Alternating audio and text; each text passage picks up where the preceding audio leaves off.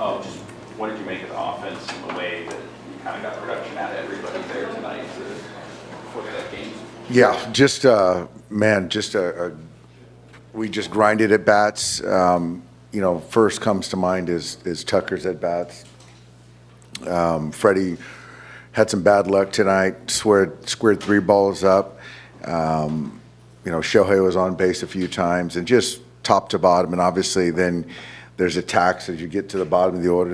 And then Andy gets a big 3-run homer. So it's kind of how we structured this lineup, and it played out like that. And to see Yamamoto take that punch with the homer and rebound, get through 6 innings with not his best stuff, pretty impressive. And you almost feel the pressure that you guys can put on opposing pitchers, especially on nights like tonight where you have basically everybody that's chipping in some way. I think so. It's when you face a lineup like ours, it certainly has to be taxing when you're facing our guys, and when you feel like you have to be perfect, and just to continue to keep executing, it's tough mentally, physically, and as long as we can be disciplined like we were tonight, we should have opportunities to put up big numbers. You mentioned Andy. Season that Andy had. What does it mean for him to have a big hit right out of the gate? It's certainly a big boost to his confidence, but I'll say this is, even coming into this spring, he was in great shape, and his mindset was in a good spot. And so, I'm sure that fire, that fuel to, not relinquish his position or his job, later on the season is something that motivates him. So I thought the at-bats tonight were all good, and he played the heck out of center field as well. I was guessing, what impressed you most about his defense?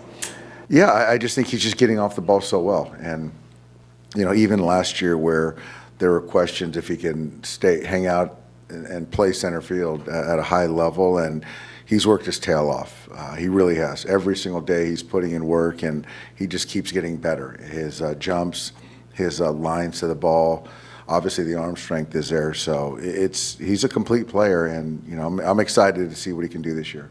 The way you guys fought back, you were never out of it. How symbolic is that of the last 2 championship teams? Very, very symbolic. We just keep kind of hanging in there, hanging around, and trying to build innings. But honestly, tonight, that 6th inning, this was Yamamoto's last hitter. That was the last hitter he was going to face, and so to not have to get to Trinan right there, who wasn't going to do an up down, that changes the math. And so for him to go 3 up, 3 down was big for us. But yeah, as far as the offense, just kind of hanging in there, keep taking good at bats. We hit some balls hard early, but got a break with the Teo, swinging bunt, and then from there we just, Muntz had some good at bats tonight, and yeah, collectively really good. What's different about Yamamoto after the home run? Does it maybe be less fastball for that? That was an 0-2 pitch that he tried to go up and in, I think, to Perdomo, and made a mistake with it, but I just think that he and Will did a good job of using both sides of the plate, changing speeds, and that last inning, that was still elite stuff, and I was just still mindful of his pitch count. But I don't know if it was one particular thing that he went to more, but again, he and Will were in sync tonight. Did we see a new Tanner Scott? This was good. This was a good version tonight. Being efficient. I like the way he used both sides of the plate. I thought he used his slider the right way, and you got some funky swings, which was good to see. And it's a new season, so let's keep it going. The majority of were you just trying to get Tanner Scott some work, or does he have to earn your trust to be in a high level role? I think you can make a case for almost all those guys that there's a spot for them in high leverage and building trust. But I think for me, I wanted to get him out there. I wanted to get him into a game, and so I don't think it's necessarily building trust. I do trust him. I want him to be good, but I feel good with where he's at right now. What's an opening day win like compared to a winning game 2, 3, 4, 5, 6?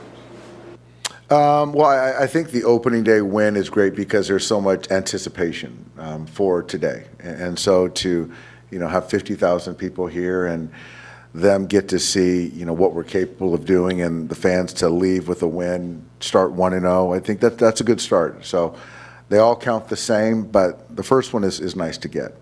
The majority of your lineup, or lineups in baseball, 7, 8, 9, lacks some slug. That's not the case for you. When you are looking at what your 7, 8 hitters, Teoscar, Andy, can do, how does that change how you look at at-bats later in the game? Yeah, I think for me it's, I think I was not just as happy, but the 3-2, the 3-2 fastball up, Andy, and then to get a base hit to right field, I love that at bat. And I do think that, pitchers spend so much energy into navigating the first 5 or 6 hitters, and then so, there's a cost to that, and then it sort of bleeds into the bottom part of the order where, most of those guys can hit anywhere in the middle of the order on any team, but it's just tough to navigate. So I think that, third time through, seeing relievers, I think all those guys are pretty neutral.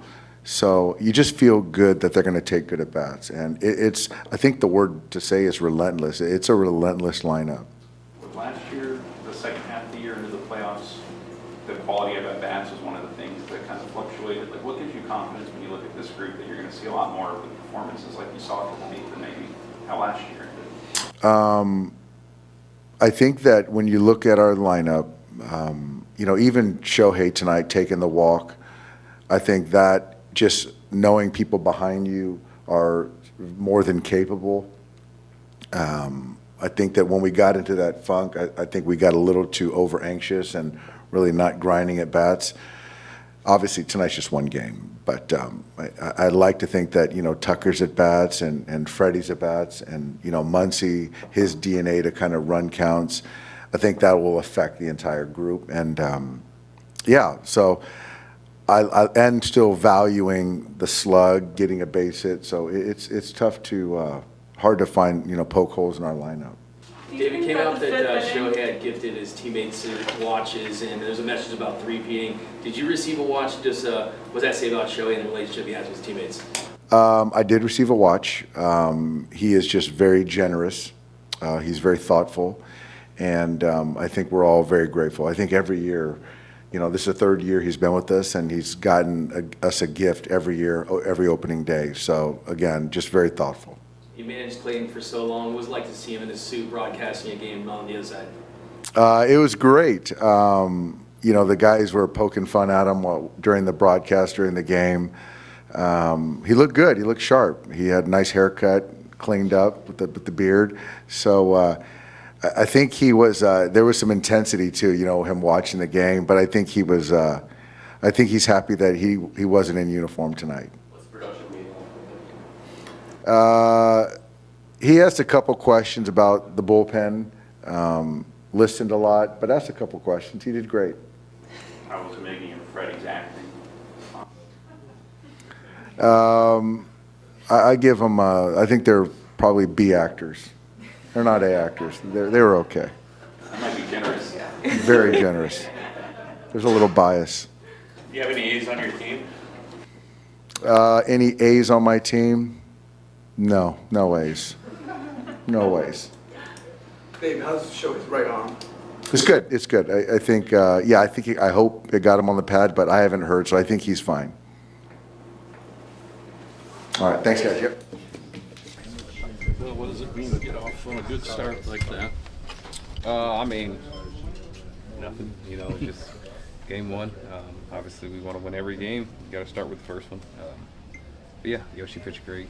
Offense eventually came through. Good one. What does that say about the offense? 1 hit through 4 innings, and then you put up 8 runs. But yeah, you just kind of pitch. It's 27 outs. We're never out of it. We can start it from anywhere in the lineup, and that's just the beauty. That's the beauty about us. While we're tough to beat. Yamamoto's throwing the ball pretty well, but did it sort of feel like something like that was kind of inevitable with how good this offense can be, where eventually something's going to kind of break through there? I feel like we have potential to do this, every game. Obviously, that's not really real, but yeah, he did. He was really kind of cruising, and then I kind of don't even remember what happened. You know, a couple good at bats here, a couple good at bats there, and then we got them on the ropes, and you know, we were able to push through. Is this as good of a lineup as you've been a part of in your career? Yeah, I mean, probably I've been a part of some really good lineups, but you know, from top to bottom, it's tough to get through, you know, especially 3 times. When you guys score like that in bunches, but it's on a day where there's a lot of pop and circumstance at the beginning of that, could you enjoy that, the trophies and all that? I mean, yeah. I mean, we definitely enjoy it, but we do a really good job of focusing on the task at hand, and that was we had a ball game to play. We didn't let any of that kind of rattle us. So it took us a little bit to get going, but you know, at least better late than never. Tomorrow's ring day, are you any more excited, or is that just another one of 162? It's just another one of 162.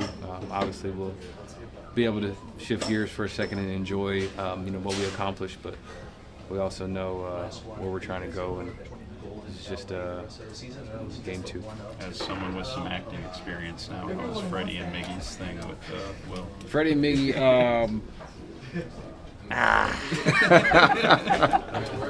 you know, it was rough, but you know, they did all right. They did okay.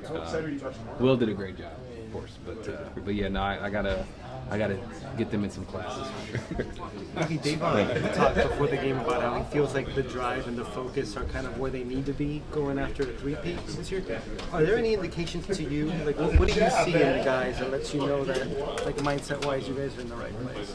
I mean, we obviously enjoy that we're back to back, but it's almost kind of like it's old news. You know, it's kind of old news, and we're not really focused on that anymore. Now we're focused on game 2. We do a really good job here and just taking it day by day, and not trying to. We know we have a big goal, but the only way to get there is just one step at a time. The pregame hype video this year has you guys as villains. Do you like that? Do you like that idea? I personally don't care. I mean, you can call us whatever you want to call us. At the end of the day, you got to go play the game. So, villains, not villains, whatever. The game will determine who wins and who loses, and you know, the villains thing is outside noise. You guys got targets on your back, so you're used to that, though, right? Yeah, I mean, it's kind of. I mean, when you win, it's kind of what it is, and so. You know, if anybody won, the target would be on their back as well. So, unfortunately, it's us. But it's tough to play with a target on your back. But if I'm going to do it, I wouldn't want to do it with anybody else. These guys in this clubhouse.